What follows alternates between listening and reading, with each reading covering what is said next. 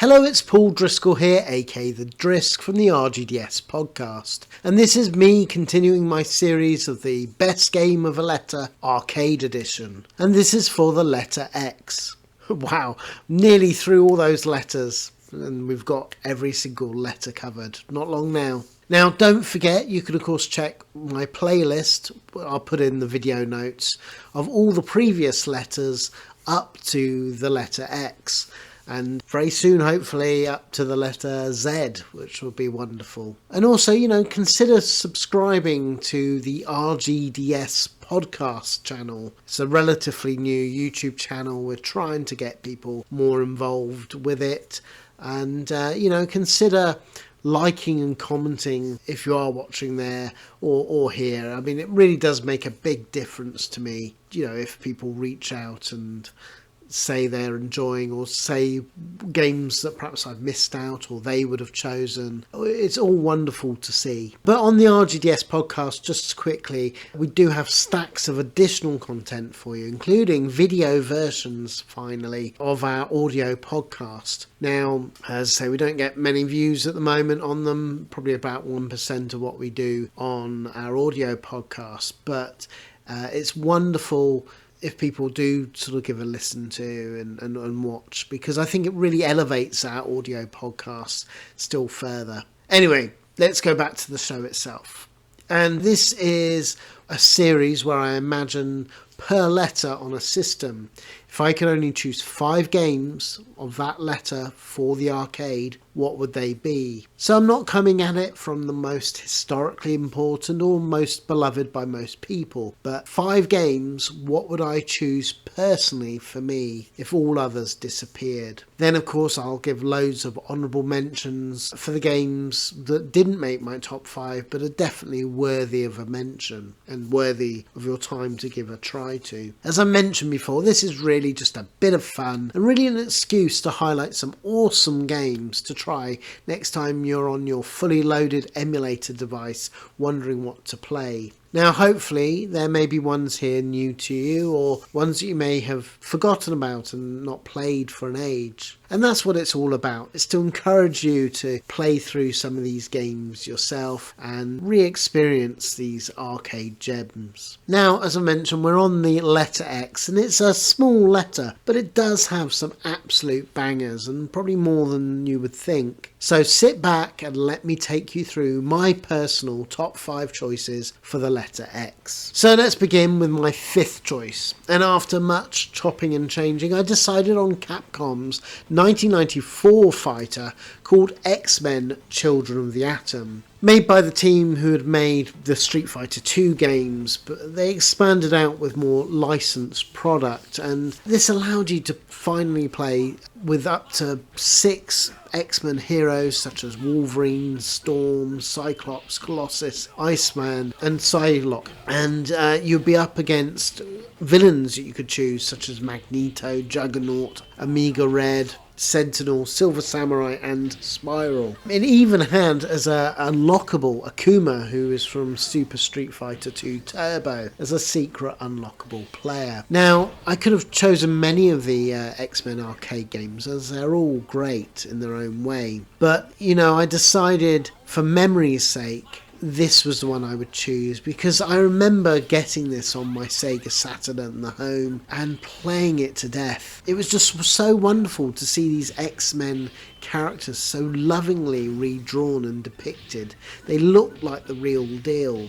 And of course you had the Street Fighter 2 solid fighting game engine, so it was a great game as well. It didn't just look wonderful. It was just amazing being able to pit these heroes against each other for the first time. And of course this was the thing that pretty much kick-started the Capcom licensed and crossover fighting games with Marvel superheroes and all those crossover games that they did for the fighting genre. So overall, this just holds a special place in my heart, and I'm happy that I've finally decided that this would be my 5th choice. Okay, let's go on to my 4th choice, and I've decided actually for Bitmap Brothers' 1988 game Xenon. Now, it's better known for its faithful Amiga and Atari ST ports in the home, and of course it was ported and came out everywhere on the 8-bits. But what some people might not know is originally this came out as part of the Mastertronic Arcadia arcade board, which was a way of making it cheaper.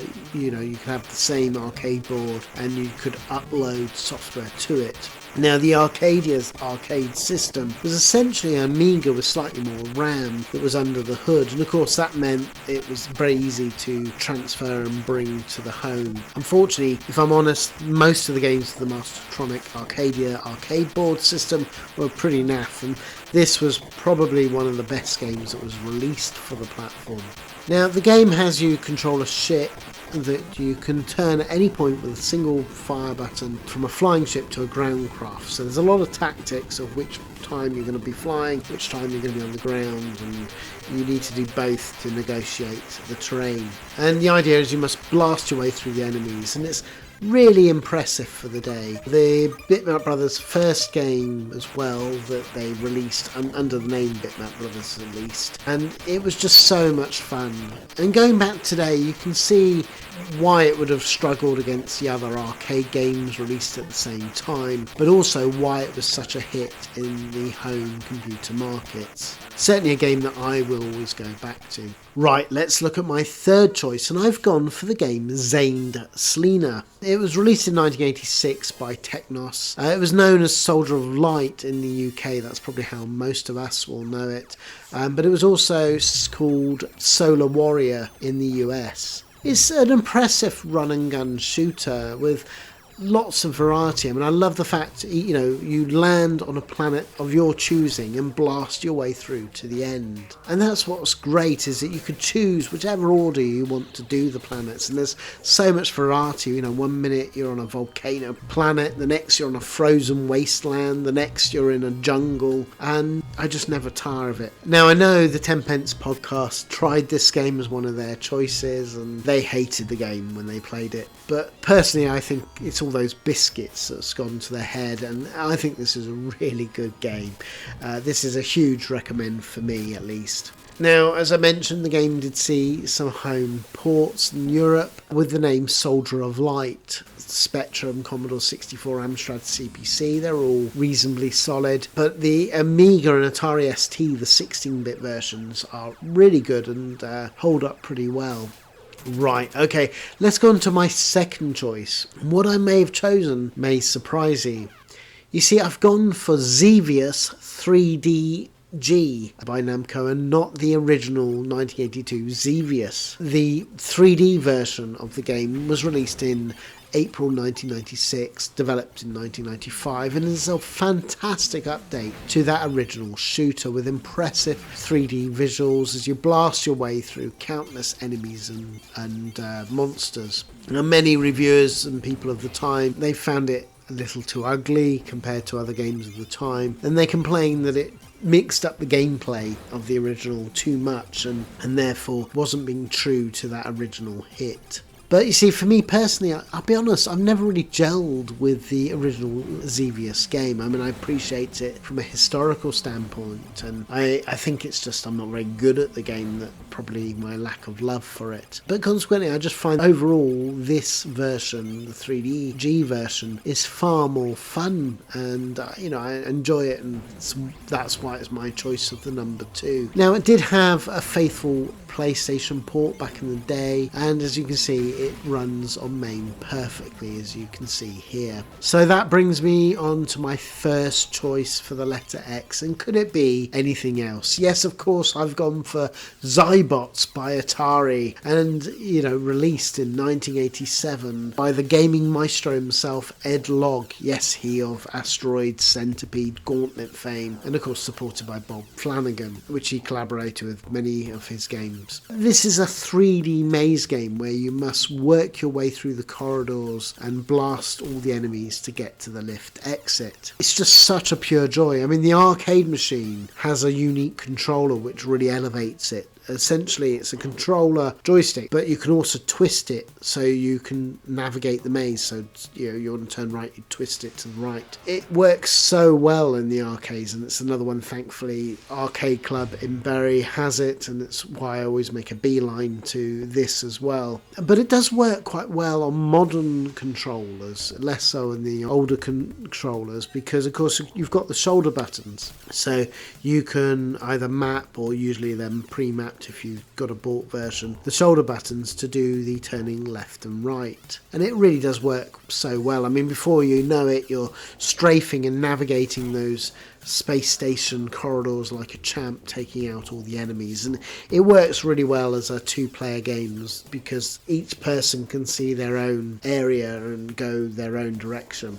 At the end of each level, you can win either by destroying all the monsters or to get to the exit. And in between each of the levels, you go down on the lift, and you can then go to the sort of digital shop to buy power-ups to aid your quest. And it's on to the next level, and it gets increasingly harder. And like Gauntlet, there's different exits that will let you skip levels if you want to get to the more difficult later levels more quickly. Now, interestingly, saying that this game did actually start off as Gauntlet 3, but Ed Logg quickly realised that technically he couldn't do as many enemies, so it had to have fewer enemies, and of course the changing viewpoint, and also he could only make it 2-player because of the technical constraints, and he was pushing the existing hardware fantastically at the time, so even 2-player was quite an achievement. But it was just apparent that it just didn't feel like a Gauntlet game that was, of course, more famous for being 4-player. So he decided to make a new game from it, and he went for a space shooter.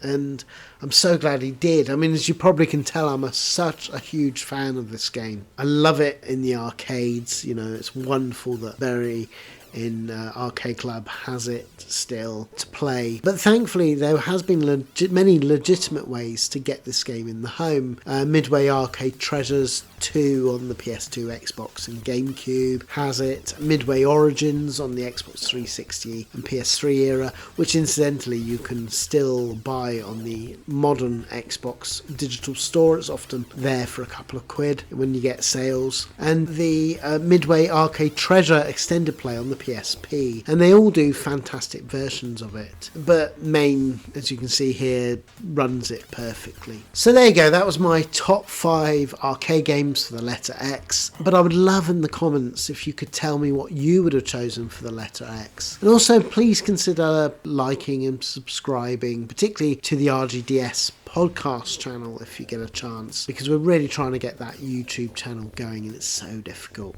So any engagement, any sort of comments, not only do we want to hear from you, and it makes my effort of producing all these things worthwhile, it's just nice to hear from you and hopefully get more people listening and watching it in a very crowded market to get noticed. Now, most of the famous arcade games beginning with the letter X that didn't make my top 5, the most famous of course was Xevious, which I mentioned, probably surprised you, didn't make my top 5. It came out in 1982 by Namco, and it sported really impressive graphics for the day. I mean, remember this is 1982. It did very clever techniques of pre-rendered scrolling backdrops, and that's why it could look so graphically impressive for the day. And it was a true trailblazer in the vertical shooting genre. I mean, this vertical blaster really was the vanguard of the genre and cemented so many standards that would become commonplace. So historically a really important game, absolutely. It's just, I just never gelled. I enjoy it, but I guess it gets a bit samey, and it quickly got surpassed by other shooters that, by 1984 the vertical shooting genre had really come on leaps and bounds. But Xevious was a massive hit everywhere, and consequently it was ported, so pretty much every computer game system and console of the time has a really solid Xevious port. It also appears in many of the Namco game compilations over the years, like the 50th anniversary, etc. So there's plenty of ways to still track this down and play it legitimately. Arcade Archives on the Switch and the PS4, sadly. Why they don't do Xbox really fizzles my brain, but Arcade Archives does have a Xevious as well. Now the next game is a real gem that definitely deserves an honourable mention. It's called Z Stag, or 12 Stag to its friends, I guess. And you know, this was going to be in my top 5 choice. I mean, I was blown away how good this shooter is. It's published by Taito and made by the Triangle Service development team, so the team behind Trazil. And you know, it's definitely a game that needs to be played by more. I mean, it's got fantastic visuals that you're seeing here, and really frantic, solid gameplay. One standout feature of the game is that it uses as a secondary weapon, rather than an all-out bomb, it uses a temporary bubble that will deflect laser blasts but not the enemy's ships, and therefore there's a certain tactical element of going close enough to the enemy so you can get the shots in, protect yourself from the bullets. It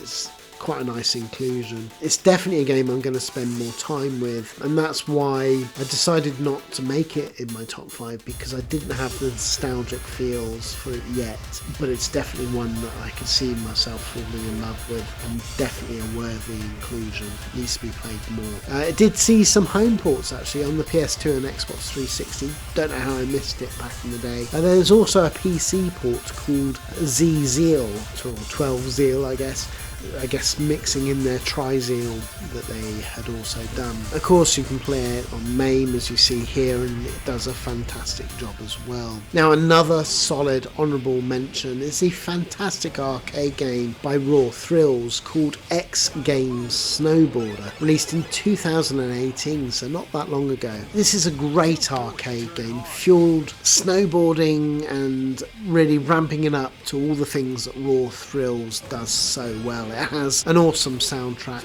radical stunts, and totally tubular gameplay, and you know, it's definitely a fun one to play if you see in the arcades, and it's one thankfully that Technoparrot does emulate, because again, Raw Thrills, please release your games in the home. I, like many, want to legitimately play them. I think they're old enough where you can, you know, validly release them, and I think they would do well. You know, digital, less risk. You've already done the development time. I think it would be wonderful to see these games. Talking of other games that don't really get talked about much, there is Extreme Rally by SNK, and released in 1998. This was on their short-lived SNK Hyper Neo Geo 64 hardware that they released after their Neo Geo board. And this game is also known as Offbeat Racer in Japan, so you might know it under that name. It's a pretty standard affair, really. It's got 3 loop tracks you can choose from, and 8 off-road rally cars to choose from, but you know, it's a bit of fun. If doing nothing particularly special. Probably one of the better games on that Neo Geo 64 hardware, if I'm honest. Anyway, finally, for honourable mentions, we have the other 2 X-Men games. First, of course, was X-Men, that came out by Konami in the arcades in 1992, and it had many versions of the cabinet. Of course, the big one was the wonderful 6-player version of the cabinet, absolute behemoth of a cabinet that you could control all the 6 players at the same time, and it had across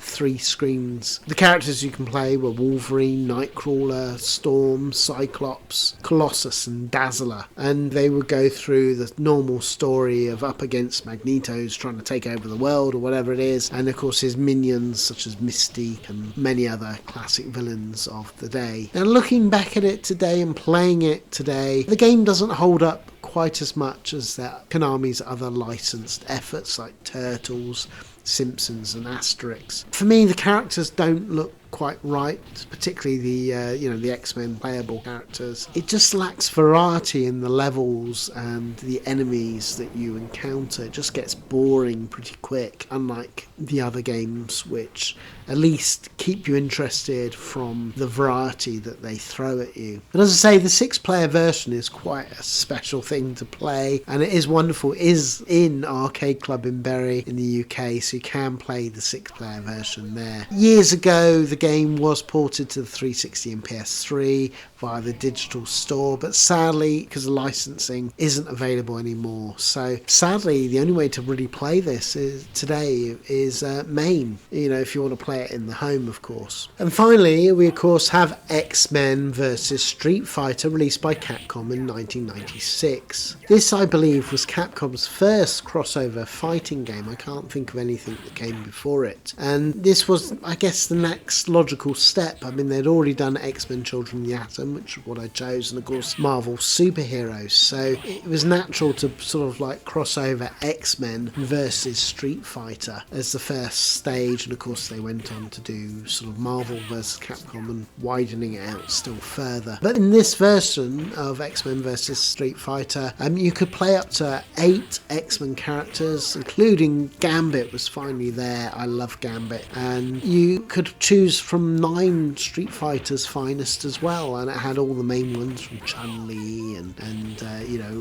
Ryu and Ken and things. And I adored this game on my Sega Saturn. It had a wonderful home port, and a year later the PS1 also got a solid port of it as well. So yeah, it's definitely one I have a lot of fun and time with. So there you go, that was my top 5 and some really solid recommendations for the letter X. I was quite surprised how solid the games are for the letter X. It was a lot better than I initially thought, but I would love to hear what you would have chosen. What games would you have gone for? And reach out, as I mentioned, on the give some thoughts, comments of things that you would have gone for, and it maybe any games that I perhaps missed out on, additional information you think was pertinent that I skipped over. Now, as I mentioned, currently this video appears in 2 channels. I've got my own unique channel, and because I started it on that channel, I'm continuing through to the end. But moving forward, I'm moving across to my RGDS YouTube channel. I've been doing a RGDS audio podcast for years now, and I love doing them, but